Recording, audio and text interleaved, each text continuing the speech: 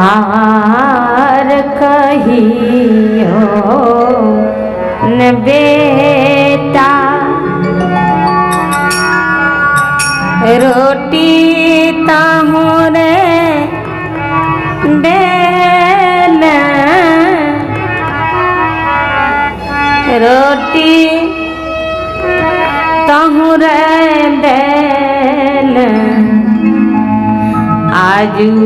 बेटा रसगुल्ला खिला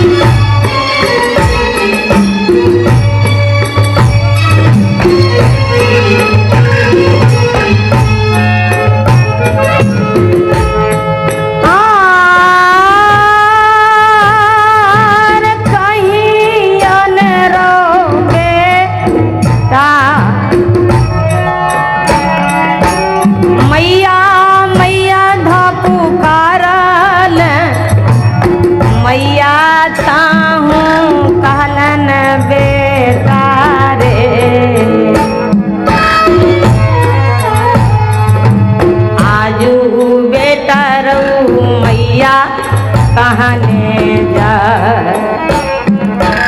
आयु बेटा मैया कहने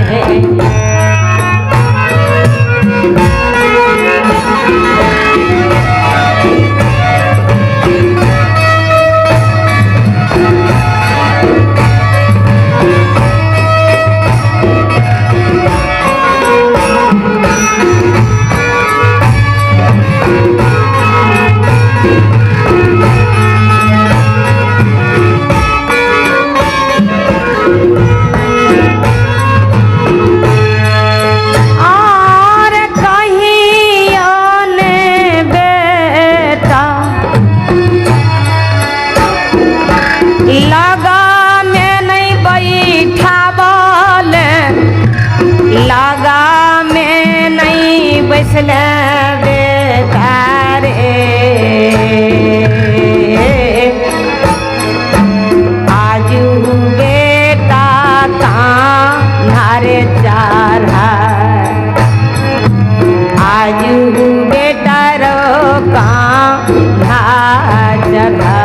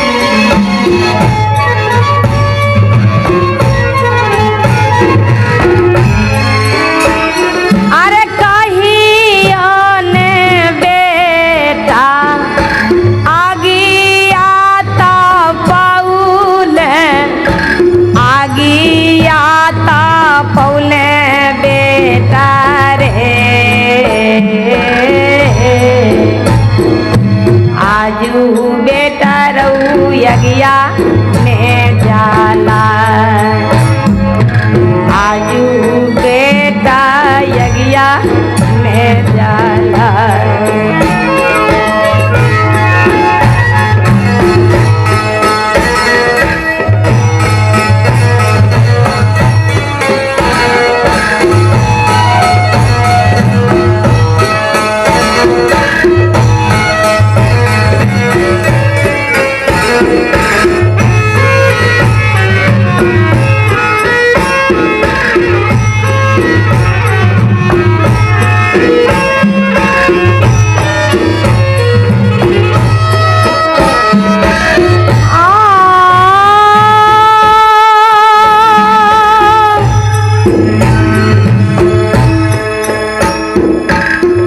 ठंडी के समय में बेटा अग्नि नहीं तपाते हैं और बहू दूठो गोईठा नहीं देती है। मर जाने के बाद कितना जलावन में जलाते हैं।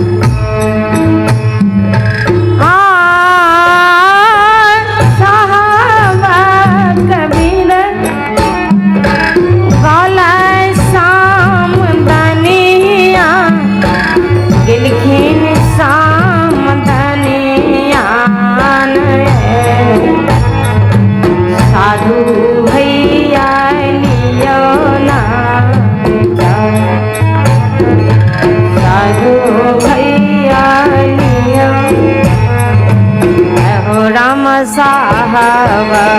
कबीर गौल सामदानिया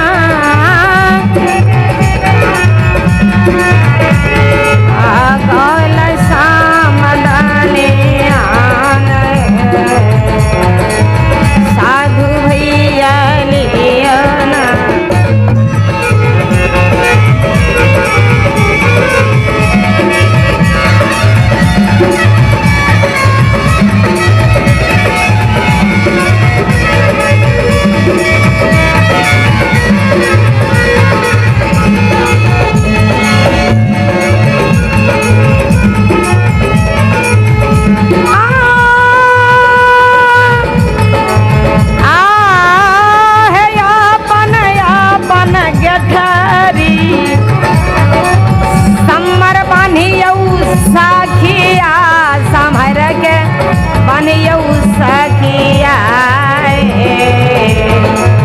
वहाँ नहीं छई पाई जाऊ धार